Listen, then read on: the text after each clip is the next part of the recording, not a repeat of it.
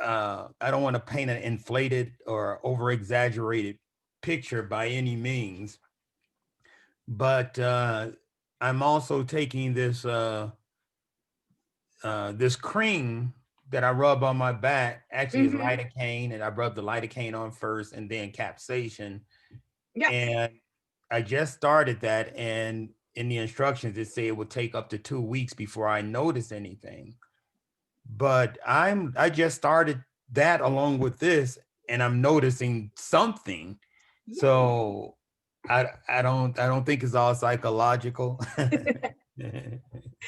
That's So, excellent, right? I'm glad that you're finding some results with this, and as we move through our day, it's really important that we're cognizant of our posture and how we're sitting, how we're standing, how we're moving, and when we do that, right, then our body just does what it's meant to do, and we can focus on what we're meant to do, right? And we're not meant to be pain and every day waking up, because the more pain we have, the more energy it takes out of us, right? Because it just absolutely.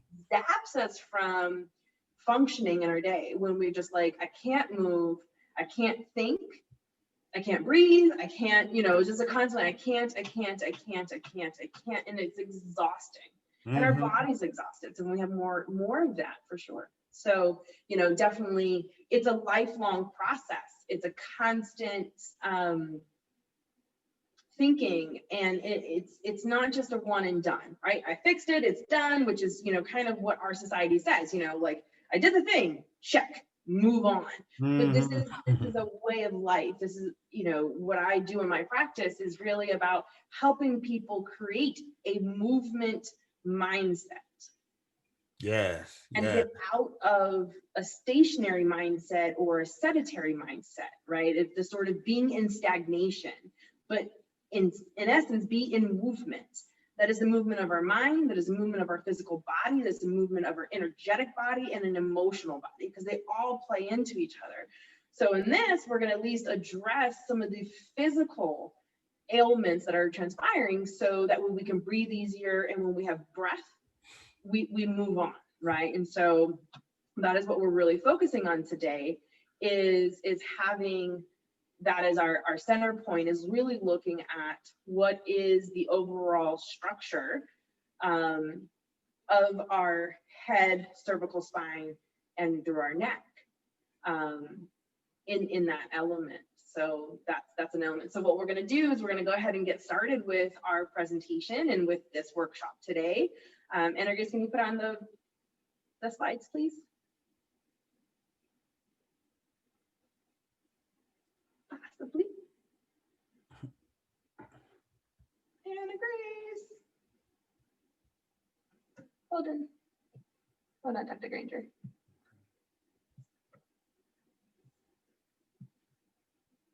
There.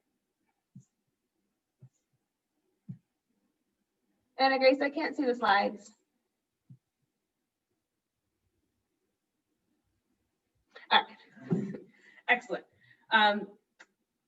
Granger, you should be able to see the slides now, and you should also still be able to see me. Is that correct? that's correct. Perfect. So we're going to be pretty much in a seated position today. Some of it we might get up, but for the most part, we'll be here. So what we can look at today is, I've kind of gone through some of these, but we're going to re-examine and go back and just do a quick summary of our lining of our skeletal system, which you've been in practice of, but I want us to keep having that repertoire and that repetition of, of how do we align our bodies.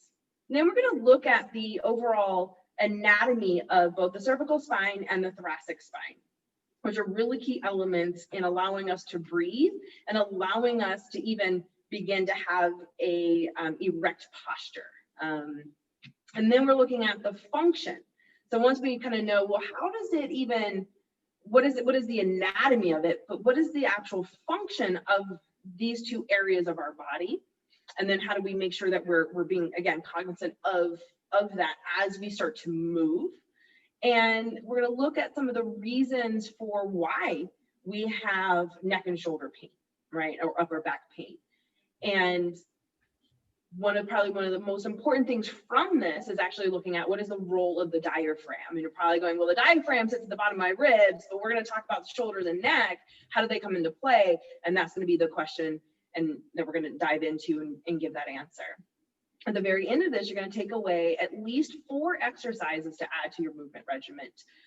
So that way you can continue to strengthen those areas, right? And that's important, that not only do we learn how to align it, but we learn about the functionality of it, but then we have to learn how to truly integrate that into our lives. So that way, as we're going about our day, we are moving from that place of alignment. Okay? Sounds good. Now is we're going to stand up as Okay. we look at, again, what are the overall skeletal structure that we went through last week. And we're just going to go through it really, really quickly in the terms of these 7 golden rules of alignment. And remember that if one of these chains in our link from head to toe is out of alignment, then our whole body, the whole chain is weak. So this is what we're going to do, right? So we're going back into creating that 2-fist rule, right? We're aligning those knuckles and we're going to line them directly between the knuckles of our feet, you know, the big metatarsal joints, right? So that aligns the toes underneath the hips. And we want to remember they want to be underneath the hips. This is societal hips. And when we talk about hips and aligning to the hips, we're aligning to where the femur intersects into our pelvis, right?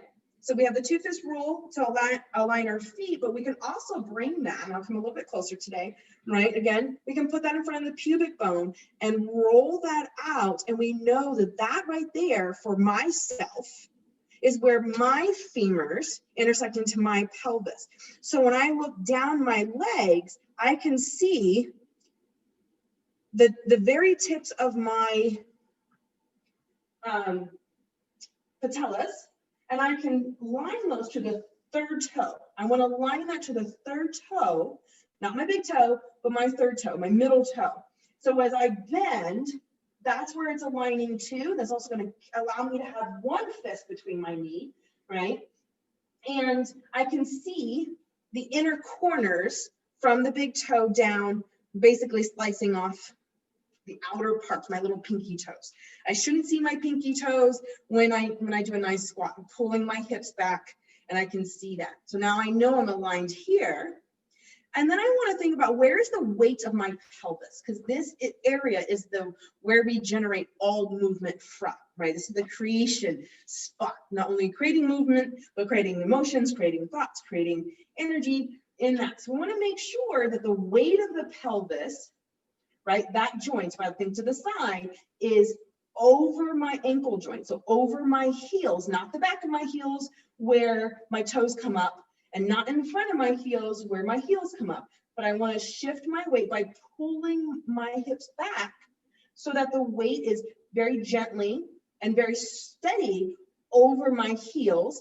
And then my balls and my feet can relax. My quads should have relaxed at this point. My hamstrings should have relaxed at this point, right? Again, we also want to relax the high knee, right? We don't want to be squeezing it and trying to pull ourselves. We want to actually just keep it relaxed. So as I pull, I should feel this wonderful opening of my sacrum, which is at the bottom of my spine, right? I want to feel that everything relax. Now, you can even see me, right? I need to pull my sternum back. So I'm having the shoulders over my pelvis by gently stacking my spine, right? I'm not doing super military where I'm trying to straighten everything, but I am trying to pull myself back into a natural alignment.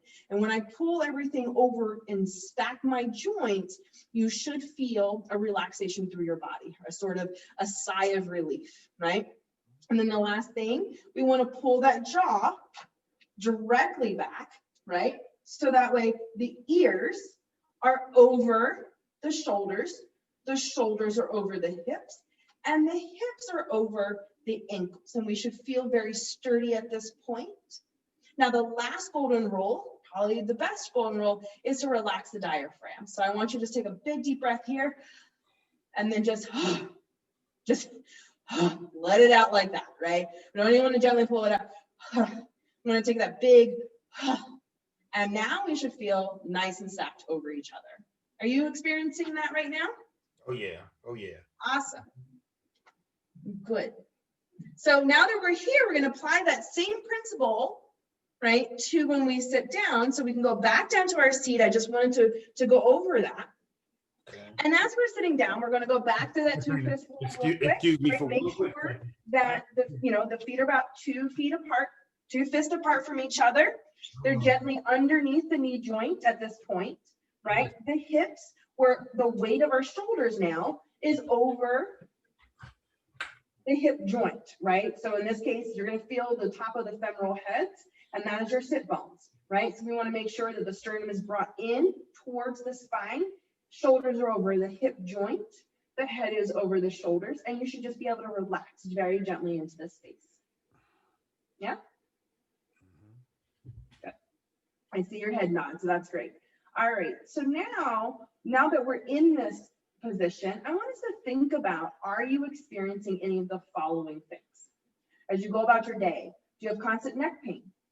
Do you experience frequent headaches, whether that's migraines, tension headaches, dehydration, any of that? Do you have any weakness in the front of your neck? Do you have sort of a hard part of holding your head up? Do you feel any jaw pain? Do you experience constant fatigue? When you are driving for long periods, you're just totally exhausted. You might have some pain, numbness in your tingling in your upper arms. These are all indicative of having misalignment through your shoulders and your neck, particularly with this new contraction that we have, our cell phones, right? When we have our tablets or cell phones or we're reading, we are now in a habit of bringing it down and underneath us close to our bodies because we're trying to keep everything up. However, what that's doing is actually exacerbating our neck pain and the curvature of our upper spine, which is our thoracic spine. And as you can notice by this slide, that every time I pull my head further away and off of my axis and away from my spine, it's causing more downward force, more downward pressure on my head. So I go 30 degrees off, it adds 18 kilos, right? That's almost 30 pounds plus of weight that's now in my head as compared to the original 12 pounds when it's sitting on top of my skeletal structure, right? My skeletal structure is designed to hold my weight and the weight of gravity. But if I pull it off, just 30 degrees, I get almost 30 plus pounds of pressure compressing down on my neck, and causing me to compress in my lungs and my spine, and it's slowly pulling me out. Now if I go 45 degrees off, which is out here, right, that is upwards of 50 pounds of weight. And then again, now that I'm here, right, totally crunched over, that just exceeds everything that I can think of. So what we want to do is we want to start going back to ears over shoulders, pull that head back. And when we pull that head back, you're going to notice that you already start to straighten out. Okay. Can you go to the next slide? So as we're looking at that, right, I want us to think about pulling that head back and lifting up the shoulders, and you should experience that. But I want us to think about what is the overall anatomy of this area. When we look at our cervical spine, when we look at the overall spine, it is broken out into 3 major sections: the cervical spine, the thoracic spine, and the lumbar spine. And most of us have pain and weakness and immobility through all of these. And as you can look, right, you have a natural curve, which is a lordotic curve through your cervical spine. So it shouldn't be super straight, but it should have a slight curve to it. Right? And we're always thinking about how we're sort of balancing and distributing the weight of our skeletal system plus internal, external forces that are being applied to our body. The thoracic spine is in that midsection, really between the shoulders and just above our waist, right? Is sort of where we can think of where the thoracic spine is. And then the lumbar spine, which we have tremendous amount of pain, right? So we have generally in the neck and the lumbar spine, which will cover the lumbar spine in the next presentation. And then we have the sacrum and the coccyx, right? And so most of us will know that the sacrum actually sits within our SI joints, which is a set of fused vertebrae at the base of our spine. Now, we're supposed to have a little bit of lordotic curve at the top, and then kyphosis. There is supposed to be a normal curve to our spine, but we don't want that rounded one like we saw in the beginning slide just above. And then we want a nice natural curve down and into our pelvic region.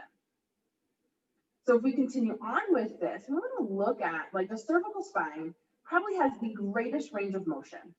And it is actually made up of two very distinct and different anatomical functions, right? So the top two vertebrae, the C1 and the C2 vertebra, are actually very different in design compared to the C3 through C7 vertebra. So the C1 is called the atlas. So if we think about what is the atlas, right? It is the Greek figure that's bent over and holding up the earth. Well, if you think of it's holding up, what is it holding up? It's holding up our head. So it creates this ring or washer-like structure to it, so the head can sit on top of it. And then the next one, the C2, is actually called the axis. And that is actually more of a pivotal joint within that, right? And both of these are responsible for over 50% of the extension and flexion and rotation of our head. These two vertebrae are responsible for majority of the movement of our head.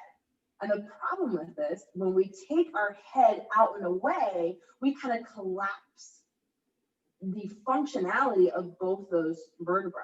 So by pulling our heads back, we're actually allowing for greater space and increased range of motion through our necks. So with this, right, our neck is also responsible for lateral flexion, meaning I can bend my head, right, or tilt my head from side to side, right? And that is our actual, the C2. The C2 is responsible for that action there, plus the rotation. So if I look over my left and right shoulder, right, again, that's the C2 vertebra doing that. Now, if I look up and I look down, that's my C1. Now, these all work in conjunction with the rest of the vertebrae within the cervical spine. But mind you, right, we're looking up and we're looking down, right? We can look off to the side. And you know what? When we look into our armpits, right, we're getting that slight bend off out of rotation. We're getting flexion and extension. As here, these are, again, the majority of that movement is coming from these two vertebrae in that, right? Now, as we look at the muscular structure, you will see that this whole area is just jam-packed with layers and layers and layers of muscle, okay? They're in charge of not only our head movement, right, but jaw movement, our breathing. It's tied into our shoulder joints, what's happening with our pull-push, which we'll get into a little bit more. But on you look up to the left, right, I highlighted 4 major muscles that are culprits, that are often overactive and super tight, and where we generally have a lot of issues and pain, right? We have pain throughout here. So if we run our fingers down along the sides, just in the back of our ears, we will have this, the SCM. It's a really long medical term that I'm not going to bring out.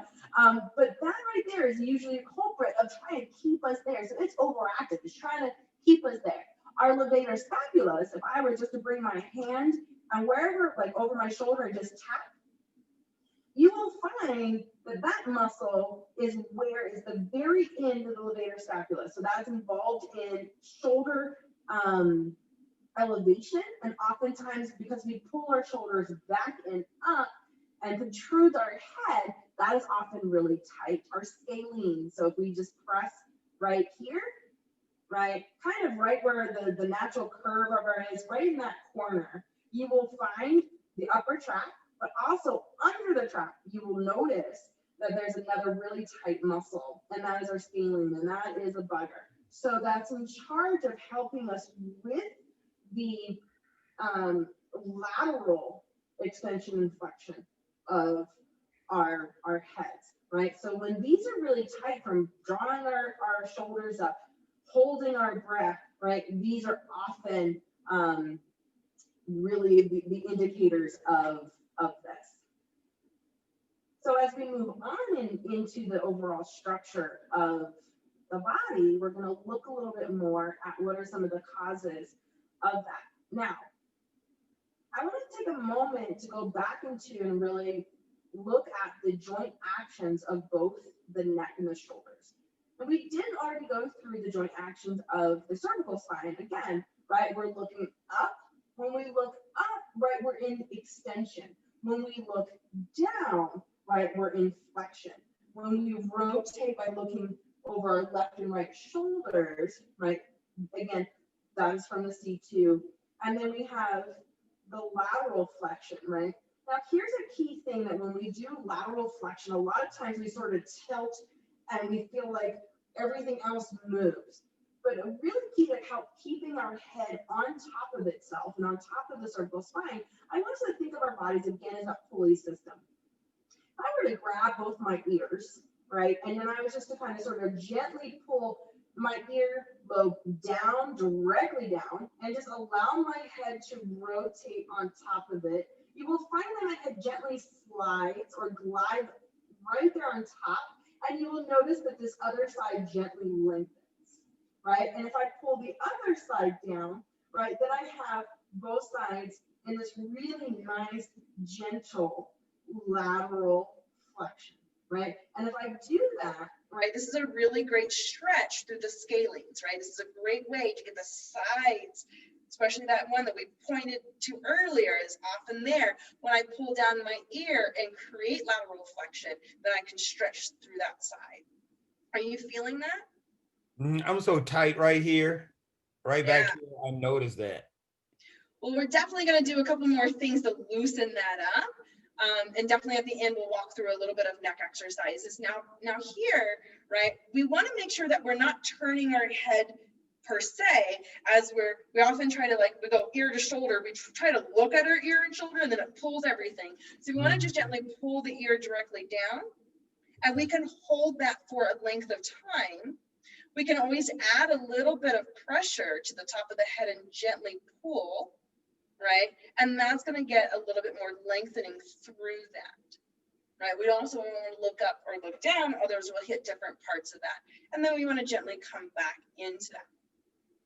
Now, the shoulder joint does amazing things, right? So our shoulders, when we talk about shoulder extension, we're looking at bringing our arms directly back, right? And a lot of us have a really hard time bringing those arms back, right? Because we're already in this position here where our shoulders already rotated and we've already pretty much hit the end range of that shoulder. So by pulling our head back and placing it over that, it also helps pull the rest of my body up. And then I can focus on actually getting some good lengthening and extension through that. Now, when I think of flexion, right, I want to think, right, flexion is bringing my arms above my head, right? And I'm ideally trying to keep my shoulders in place. Now, when I can see some bending of those elbows, which means there's definitely some tightness going on through the lats,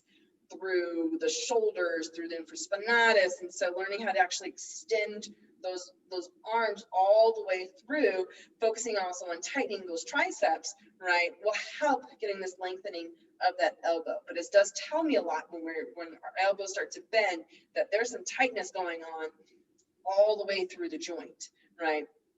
Now, when we think abduction, so there's adduction, we're always adding to the body.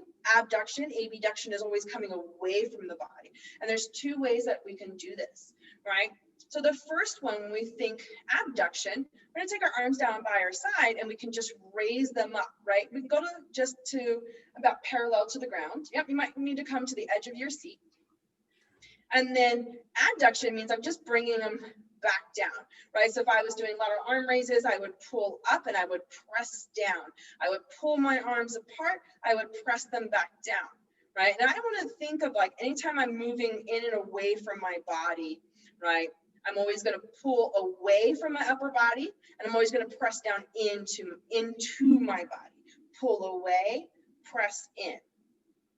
So external and internal rotation is really activating our rotator cuffs, which expand. There's 4 major ones that are in and around our shoulder joint. We're going to bring our elbows in by our side, creating a 90-degree angle on our elbow. And we're going to take those hands and we're going to pull them apart, keeping our elbows nice and by our side, right? This is something that a lot of people who have rounded shoulders have a really hard time doing because it changes where their shoulders are, right? It's really hard to pull them apart if the angle of my humeral head, right, is already here. So learning again, pulling that head in place, pulling those shoulders down, right, and into that socket allows for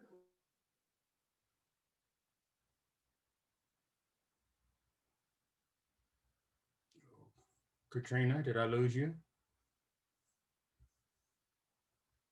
Katrina. this axis, which is my humerus, right? This is the bone.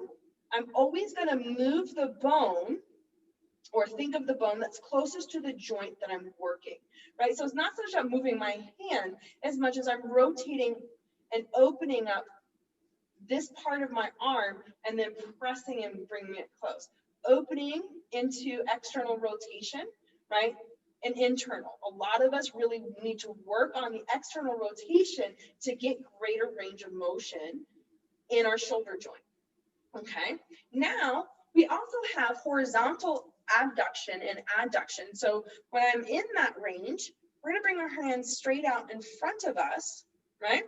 And then we're going to open up by pulling those arms apart. Again, I'm really focusing on pulling the humerus apart, and I'm going to squeeze them back together. So I'm going to press together, I'm going to pull apart, and I can focus on really going as far back as I can, right? And coming back in. Right? Pulling them apart and pressing them back in. And I want to keep thinking pull, press. And if you notice things are happening in the actual shoulder joint, you might find some greater stability there, which is great and what we want, right? So those are just some actions. And we're going to revisit those joint actions as we go into scapular movement, which is our next slide, right? It is really, really important to have scapular movement and motion, right? Which is our shoulder blades, right? Shoulder blades are responsible for the retraction, protraction, depression, and elevation. And we're going to go through this together, right? So if you look at the makeup of it, it's these beautiful blades on the back of our backs.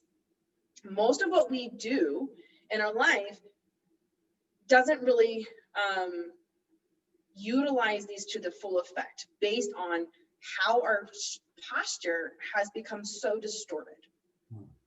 In this one, I want us to think about, right, where is your resting posture as is?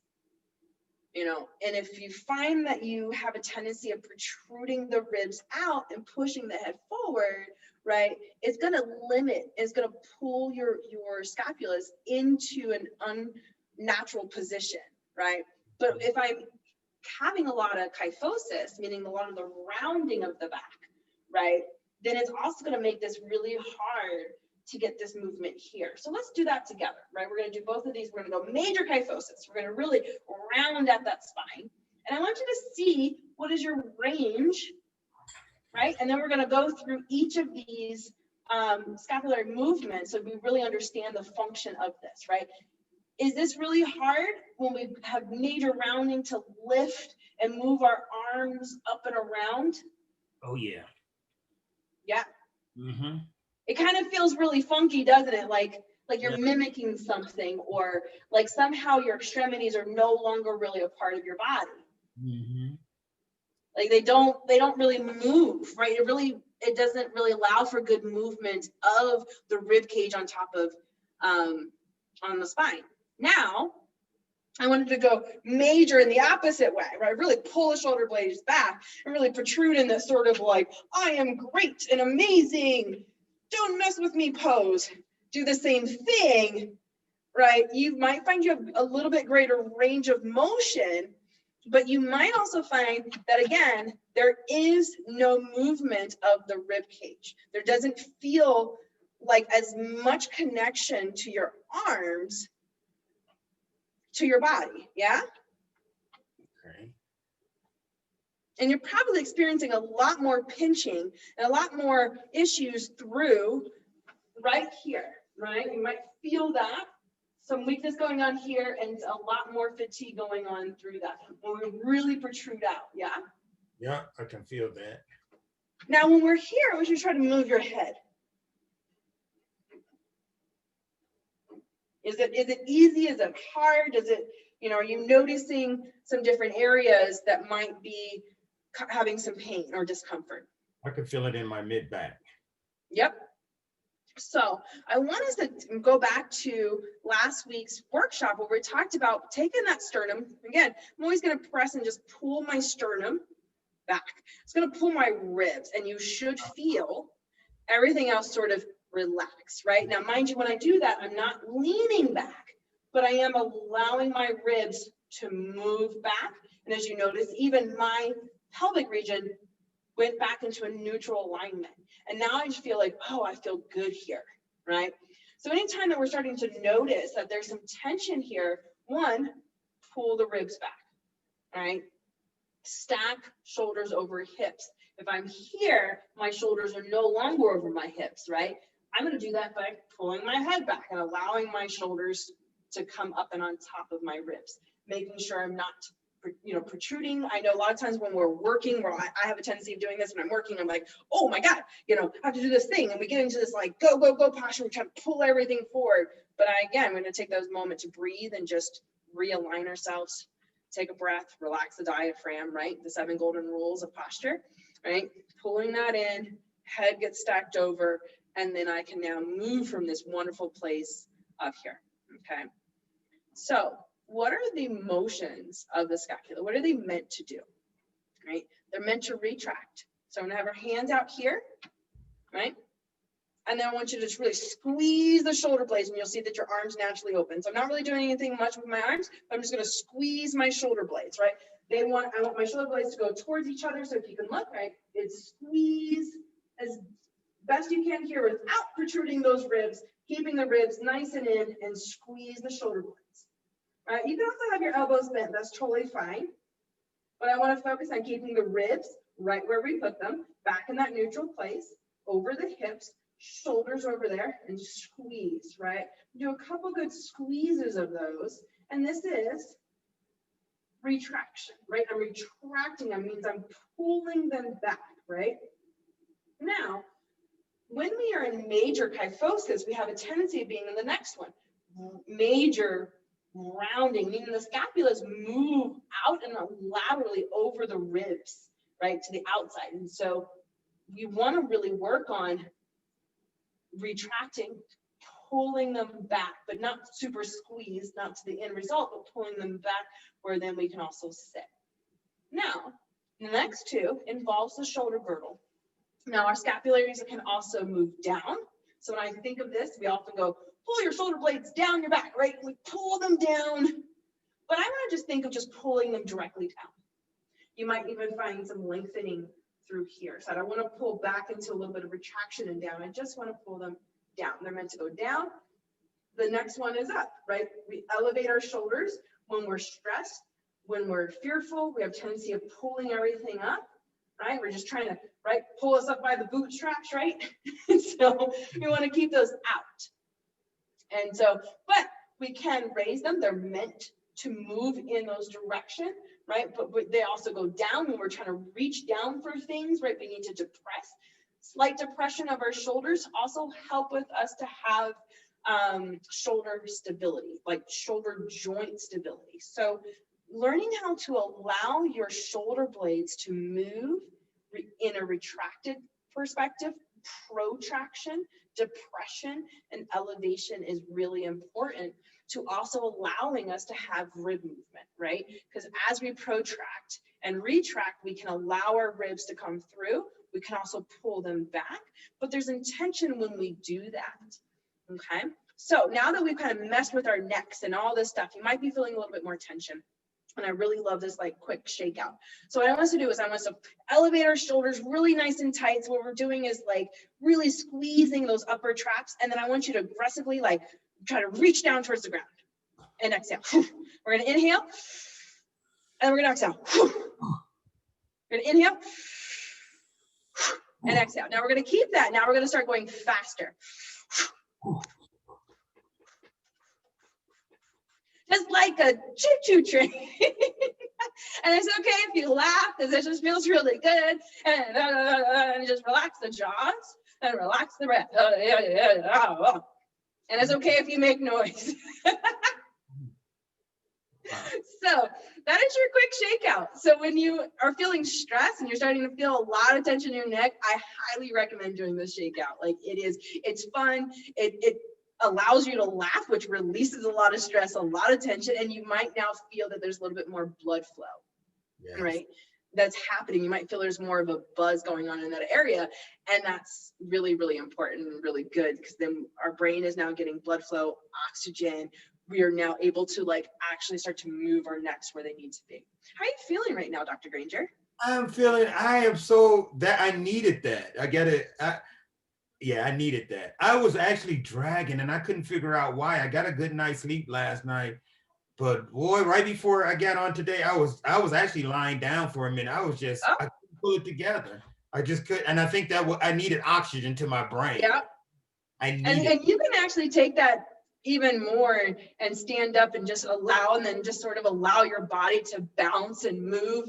And that's really like about somatic releases, right? Releasing of the tensions by gently shaking, and you get some really good stuff moving through the lymphatic system, through the endocrine system. Like everything's just, it's good. It's a good release technique. But if you're just sitting there and you're just like, man, I'm feeling frustrated, I'm tight, I'm angry, just start, and just allow this to, your vocal cords, everything, jaw, to just reverberate. And it's a really good reset.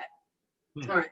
So that was like a quick dive into the cervical spine, kind of getting understanding of what's happening in our shoulder joints. How do we align the head on top of it, right? And as we start to pull the neck back, you'll feel that lengthening through the cervical spine is what we want. We want to feel the head is lifted up and above. We also want to feel that there's some good movement and resting of the shoulder girdle on top of the ribs, and the ribs are just sitting in a nice good place over the hips. Now, the thoracic spine is another culprit that comes into play to a lot of our upper back pain and a lot of the neck pain. Now, it is made of 12 vertebrae, the T1 down to the T12, basically from our shoulders again to about waist.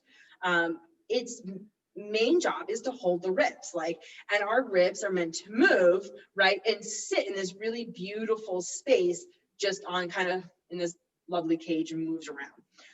But it also is a major factor of making sure that the heart and lungs are protected, right? So when our rib cage is where it needs to be, then our lungs can move, and we're also not compressing down on the heart. So we're not putting more additional pressure on those areas, right? And so again, the two major parts of life, right, is a beating heart, right, is the pulse of life, of movement, is that breath, the in and out, and also the lungs.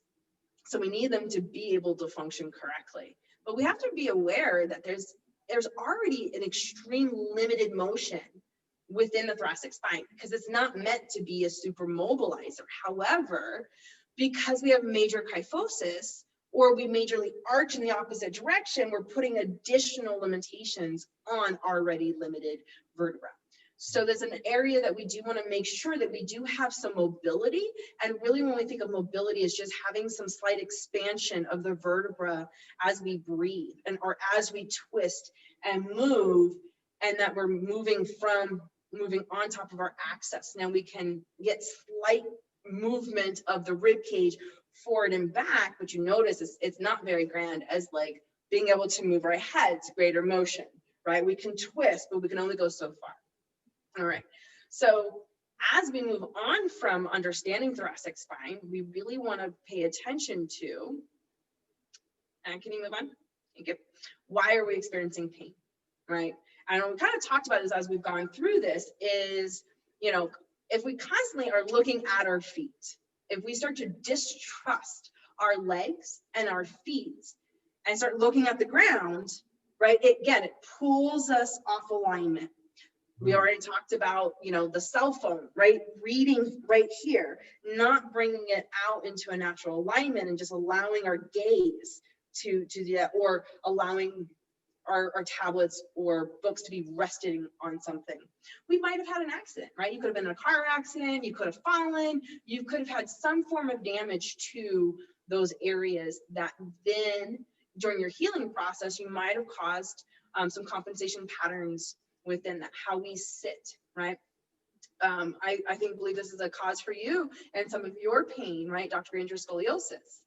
And so that's when we have, you know, the curvature of our spine going laterally, right? So not only do we have curvatures, you know, in extensive kyphosis or lordosis, right, but then we also have those ribs being pulled off to the side, and we might have some tilt. And so a lot of those can be addressed through addressing the tight muscles and helping us being pulled back. Some of that you might only get to a certain point. Obviously, every person's going to be different, and their path of healing is going to be different as well. But when we start to just think of keeping sort of what is our natural alignments and always trying to bring yourself back to that, then it helps lessen the pain that we experience.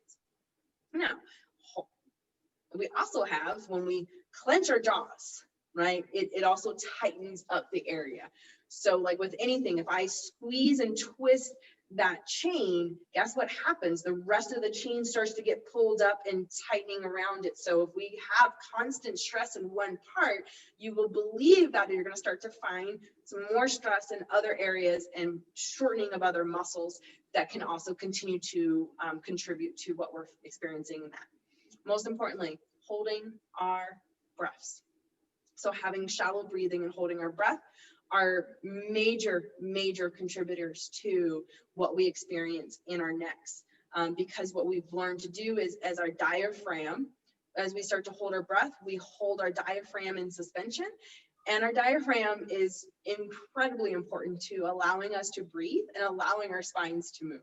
So as you can notice, the diaphragm is shaped like a parachute, right? It's meant to inflate and expand, right? To flatten and expand. I also kind of want to think of it as a jellyfish, right? A jellyfish moving through the water is sort of the way I would like to think of the diaphragm. So the most important thing, stop holding your breath. When we think super hard, when we're insecure, when we, you know, or in new situations, a lot of times we kind of shallow our breaths or quiet our breaths. When we feel like we're not allowed to take up a lot of space, right? These are some of the contributing factors of why we might hold our breath. And so we have to start to learn to actually release our diaphragms and actually get our diaphragms to go back to what they're meant to be doing. So we're going to go into this exercise. We're going to learn how to do diaphragmic breathing. Dr. Granger, have you ever done diaphragmic breathing? Well, I would like to believe I have, not knowing what it was. Yeah. Well, I don't know. Do you sang in the choir? Yes. And they always say Okay. sing from the diaphragm and sing from right from here. So a lot of times I would suspect that your diaphragm is probably pretty good because you lecture and you just learn, you just know how to carry your voice, right? A lot of times when we're talking or lecturing, right, we take that good inhale, right? A lot of that is actually our diaphragmic breathing. Now the problem is we often hold that breath. Again, when we're trying to listen really intently to something, we hold our breath. And when we hold our breath, we actually disrupt the natural function of that. So what I want us to do is I want us to place our hand at the very bottom of our rib. So right at the bottom of our sternum, where the rib cage kind of creates that point, and really over our stomach, right? Just above. Now, what I want us to do is I want us to take an inhalation. And I want us to think of pulling down, right, the diaphragm. So we're going to pull the air down and into our body. And I want you to feel the expansion right here. So we're kind of pulling down and pressing into that hand. And then we're also going to feel the expansion of the abdominals. Now, what I'm not doing is necessarily breathing into my abdominal cavity. So I shouldn't be like, right, I shouldn't feel like, oh, I just expanded my abdominals. I'm not pushing them out, but I'm allowing them to sort of expand. But I want to focus on expanding that area first, allowing my abdominal cavity to expand, but not be pushed out. And then I'm going to then fill up the tank from the bottom to the top. So I'm going to pull the air down and press into my hand as I expand and pull the air up, and I should feel the front of my ribs expand. I want to feel the sides of my ribs expand, and I want to feel the back of my ribs expand. And then I'm going to let it out slowly like a leaky balloon.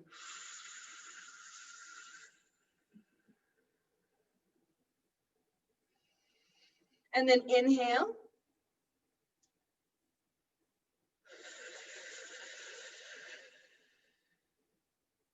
Now, as you relax, you might notice that your head or different parts of your body might want to move, and you might, because now we're relaxing muscles. So go ahead and make any adjustments in your body that's going to bring it back into its natural alignment.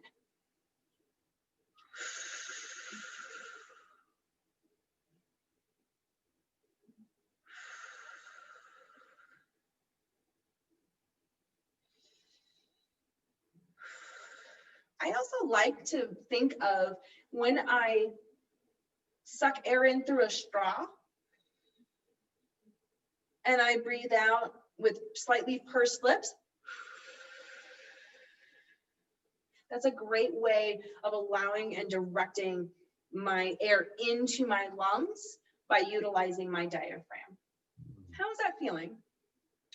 It feels good. I noticed one thing about this is I somehow learned down the line to do. I've been doing it just the opposite, where I want to feel this part up first. I want to feel, it's like I want to feel this part of my, and maybe it's military too. Yep. You know, where I want to feel this up and not my, yes. And so it's like working down as opposed to working up. Exactly.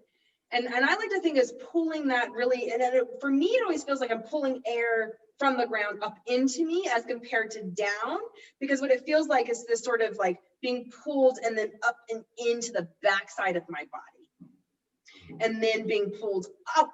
And then so when I'm ready to exhale, like that air is there, right?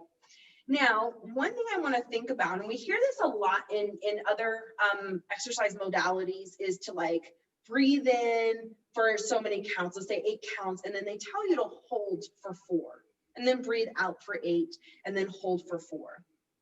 But I'm going to encourage you to stop holding for 4 for this exact reason, is that I want you to pull in for a count of 8, but I want you to keep pulling for 4 counts. You won't feel any more air coming in, but it's sort of like at the very edge, you're gonna have that feeling of, you know, the rocking boat, you know, how it sort of like comes up and then there's space of sort of kind of floats before it catches and comes back down. Do you know that feeling? Yes. Yes. Okay. That's the space between. You want 4 counts. You want to feel that space of pulling in. And then when you feel you can't pull anymore, continue to pull. You're going to have a natural high, and then you're going to release at that point. And you're going to continue to release until you feel that same feeling at the other end where you pushed all the air out for a count of 4. And that's going to allow for continuous motion to happen. And that, if I was starting to move, right, it allows that moment to catch and redirect as compared to hold, where I would freeze or pause. I don't want to freeze or pause in my day unless it's very intentional. I want to have continual movement of my body. So I want to fill the space, continue to fill the space, even though I may not actively be pulling in. And then I want to naturally release for a count. In, out, right? So anytime you're also feeling stress is also to continue to have that pull and then naturally release. So try not to hold your breath, right? How's that all feeling? Are you noticing that 4 count space feels a little bit different than when we hold our breath? Absolutely. Absolutely. And again, we want to make sure that those ribs are pulled back and that head is pulled over that, which will also allow for greater movement of the rib cage, allow for greater oxygen. We want oxygen-rich blood coming into our system. When we collapse in our breath and we can't move that, we start to utilize our neck muscles to do neck breathing. And when we do that, we shallow breathe, which means we don't pull in as much oxygenated, rich blood. And then we can't catch our breath, right? We have this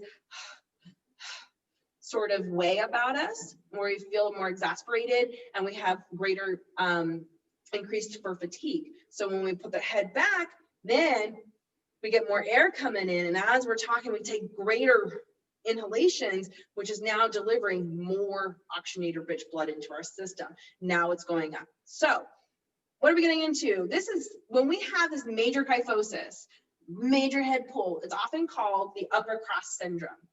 And then, so what are the culprits of this? We're going to go through this really quickly as we move into some exercises, but the tight muscles, right? I kind of highlighted them before, the upper traps, right? Those nice, beautiful muscles that sit right here in those great triangles on top, the levator scapulae, the SCMs, the scalenes, the latissimus dorsi. And I want to talk about the lats for a quick second. They are tight and they're weak. So a lot of times we need to both lengthen and strengthen the lats to help pull everything down and into where they need to be when we have shoulder depression and also shoulder stabilization, the teres major. And then we have the pectoral muscles, right? These are super tight and pulled in. So it's causing us to really have a hard time pulling those back. Now, we also have on the flip side of that, a lot of stuff in the backside of our body, the deep cervical flexors, the serratus anterior, which are these beautiful serrated muscles that attach into the ribs and also to the medial side, the inner side closest to my spine of my scapulus, right? So when I have winged shoulder blades, right, that sort of ping out or my shoulders are super elevated, it means the serratus anterior, right? So if my pecs are super tight and my serratus anterior is weak, and its job is to help keep it here, right? We're at odds with each other. So a lot of times we want to address what's happening in our back and our rotators, right? So the rhomboids, right, are right here. These are also overactive, but they're in the weak column because sometimes when our muscles are super overactive from being pulled, they're just like, I can't do anymore. Like I'm done. And often we need to like inhibit them, right? And look at the mid traps and the lower trapezius, the teres major, and then for spinatus, which are also rotator cuffs, actually having us to be able to have more external rotation, pulling us into that position. So these are just things to be aware of. And these are things that I address with all of my clients that have this particular syndrome, right? Or having rounded shoulders or having different things go on through the thoracic or cervical spine. We learn to address these things. So what we're going to do really quickly is I'm going to take you through 4 exercises just to add to your day, right? And we want to think about, we always want to inhibit tight muscles. We want to lengthen those tight muscles because they're constricted. So we want to lengthen them, put them back where they are. Then we want to activate and bring online any of the muscles that are weak. And then we want to learn how to integrate those movements today. But what we're going to do first, we're just going to look at inhibiting, lengthening, and activating. This is a quick exercise that we can do. Most of these, again, we're seated. So we're looking at being on our computers. What we're going to do is we're going to take our fingers and we're going to place them at the very corner of our pectoral muscles, just right where the clavicle and the shoulder joint meet. And we're going to press in and sort of hook our finger right there, okay? Now, we can do this in multiple ways. And what we're doing is doing what's called active release. And so now we're going to take that arm and we're going to take it across our body. And then we're going to pull it away as we keep pressing and pulling that muscle of the opposite finger, right? You're going to feel that you might have some tension. So you might bring it up a little bit, up into that corner, right? You bring it out right into that lateral abduction or horizontal abduction at this point, right? We can take it up, and all we're going to do is just kind of keep moving our arms in that position, right? So this is an active release of the pectoral muscles. Now there's different things we can do, but this is a great one just when we're sitting, we've been finding that we've been in this position for a really long time, typing, reading, driving. This is a great one to just get a little bit lengthy. Now you can also pull and drag that finger down the length of your pec a little bit, and you can go down, you know, towards the hip. You can come a little bit cross into like towards the sternum as you do that, and that's going to help with some good lengthening. And you should already feel on this side that there's it's more in line. You might feel like, ooh, that actually feels less tight, right? So that's something we can just do it quickly on the other side, right? Again, taking those fingers, diving it in and just creating a hook and just getting those arms. For right now, I'm not going to pull. I'm just going to move my arm in a couple different directions, overhead to the Y, right? Out to that T position, right? This horizontal abduction, abduction, right? And then I can then pull across as I lift my arms out, right? And that's also, you might find that you're starting to get greater range of motion through that shoulder joint as you come into this position. Now, how's that feeling?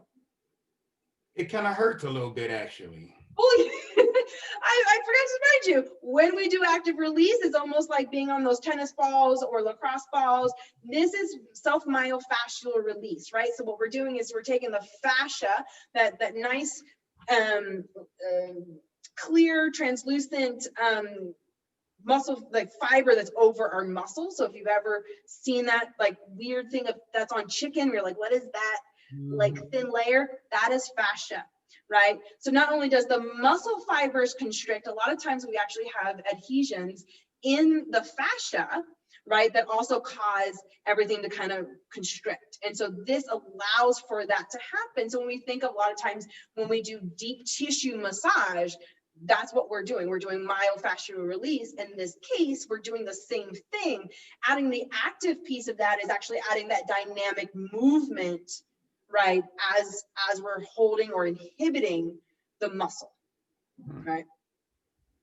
So we did a little bit of, so now we want to lengthen, and this is a different part, but we just loosen that up. But I want to take us into what I like to call the cervical pulley.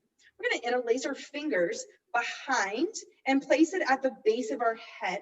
And we're going to look down at our legs. And we're just going to let our elbows relax and allow the weight of our arms to sort of pull. Now, I want to have enough length in my neck, so I'm not like pulling my chin in. I want to be able to still breathe. And I want to watch me for a second. I want to think of my elbows as a pulley. Right? So I'm going to gently just turn my head to the left as my right arm goes down towards my legs. And I'm going to look to my right.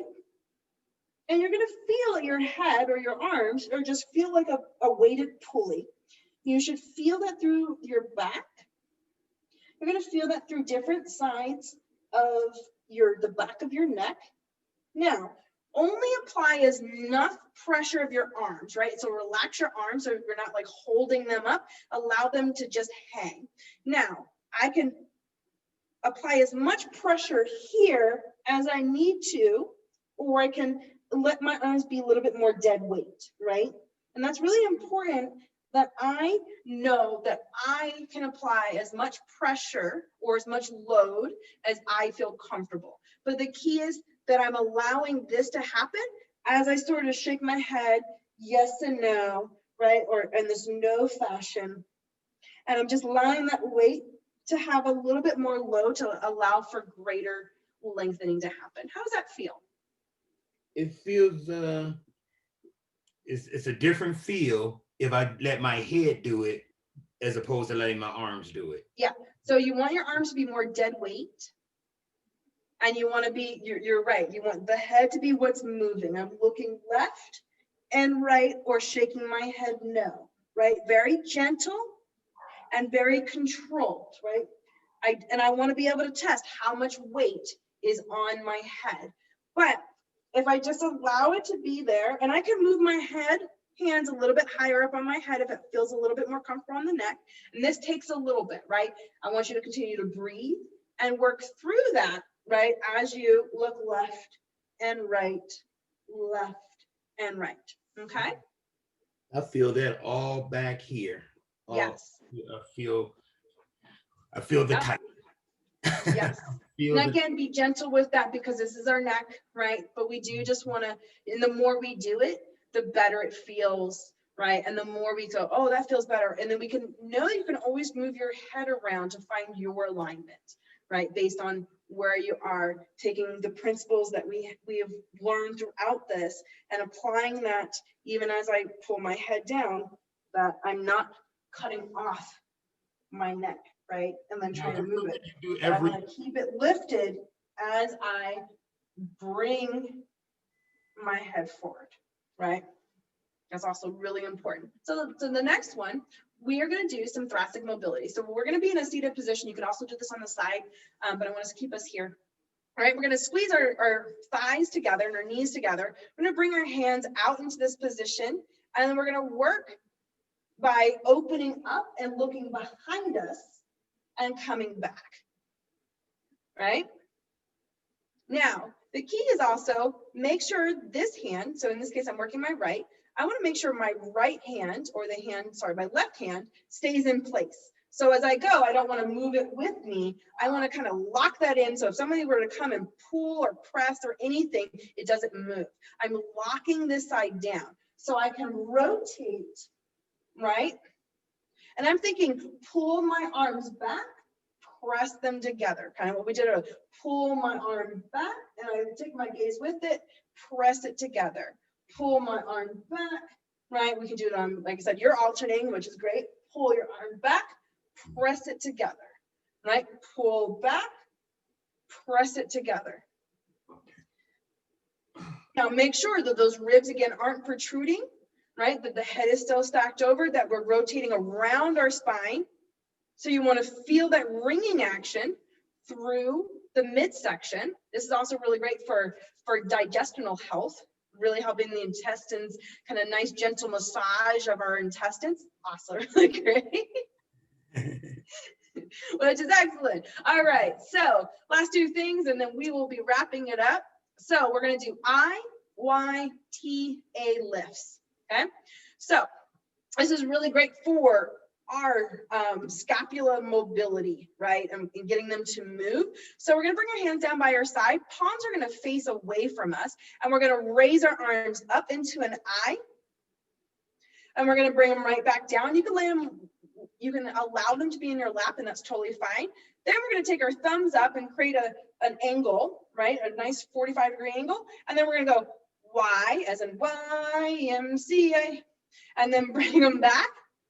And then we're going to take them out to the T, pull them apart. So remember, anytime we lift, we're pulling, right? We're going to press them back to our original. And then we're actually going to take them, palms are actually going to continue to rotate open as we create an A, right? So I, pull them up into the I, press them back down to our beginning position, pull them up into a Y, and press them back down into our neutral position. Pull them into a T, right? And then back of hands leading into an A, okay? Now you can do this standing. You can do this in a prone position, meaning lying on the ground, and lift, lift, lift, lift. So there's multiple places you can do this. We're just doing this, happen to be in a seated position today, right? So those are great for activating them. You can also use weights. Yes, you can. Keep them small to start, right? If you feel like you need a little bit more resistance, great, right? Pull them apart, pull them apart, pull them apart. Now you can also do multiple repetitions. You can do 5, right? whatever, but I highly recommend going through the full range because it does allow you to get the full range of motions and all the different ways that your shoulders can move, because then it's actually taking those scapularies and moving them up, down, in, and wherever they need to be, particularly, and when we come down into those A's, we're actually working the serratus anterior, right? Pulling them back, right? And depressing those shoulder girdles. Now, this last one is the deep cervical flexors and extensors. Now, we're gonna take our hands behind our head. Now, all we're gonna do is create an anchor. So those hands don't move. I'm gonna pull my head back, and I'm gonna add a little bit of resistance by interlacing my fingers. Again, pulling my whole face. I wanna make sure I'm not looking up, and I wanna make sure that I'm not pulling that chin down, right? I'm pulling my head directly back. You're gonna feel your shoulders come down. You might even feel your abdominals engaged. That's fine. Keep adding resistance. You can hold this for as long as you can. The more you do this, the more that we start to activate those weak muscles, right? And those necks, it's gonna allow our head to stay stacked over our shoulders, right? How's that feel? I can feel it. It's good. This is good. This is neat. Yeah. Now, the next one, we're going to release that, is now we're going to take our hands to the, oh my God, I can't believe that that just happened. Palm your forehead, right? And now I'm going to press my hand like I'm trying to push my hand through my head, and I'm going to resist there. And I'm just going to breathe. Keeping my shoulders out of my ears. Ribs are in place. Relax your diaphragm. Add as much resistance as you need. Working the back of those necks, allowing them to shorten and pull that head back to where it needs to be. There you go. You can do that multiple times a day. Hold it for as long as you want, anywhere from, I would say, minimum of 20 seconds up to a minute. Multiple times, especially when you're in a car. You can use your headrest to kind of do that while you're driving. Great stuff. So ideally, now that we kind of did those last things, your whole area should feel better. You should feel like you're breathing easier, right? Now you have a couple of things to add to your day, through your week, and through the rest of your life. That is it. That is so cool. Thank you. I feel like I worked out a little bit. Yes, that's exactly what I want. I want us to be like, wow, okay, how do I do this thing? Do you have any last questions? I do not. I do Awesome. not. Thank you. Oh, so this is, I do this every day. This Great. is Yes. Okay. Okay. Do this every day. I mean, and particularly you might notice that, like, okay, I'm feeling a little tight, but until you start to feel this starting to loosen and these starting to be here, right? This is just a great thing to add. You know, you can just do this as a warm up to get your body going in the morning, right? Do that shoulder thing to release energy. You know, our pulley system, these are just great things. Like, man, I feel a little tight. Just stuff that, you know, you just add. You know, just like, oh, I now have solutions to whatever tension or stressors that I might be carrying in my day. Great way to start your day, great way to end your day, and also just a great way to release stress throughout the day. Cool. Katrina, Thank you so much. Thank you. Well, I appreciate you, Dr. Granger. Thank you for joining us. You can always check us out at mwenow.com. You can always email me at mwenow@gmail.com. Any one of those will get you to me, and I'm happy to answer any of your questions. Check out our information. We will have a blog starting in about 2 weeks, so keep checking back and see all the great information that we have going from there. You can always check us out on Facebook and Instagram as well. Awesome. So I will see you next Monday at 1 o'clock. Thank you. See you. You're very welcome, Dr. Granger. Have All a right. good night or good day. Thank you, Katrina. Talk to you later. Bye. Bye.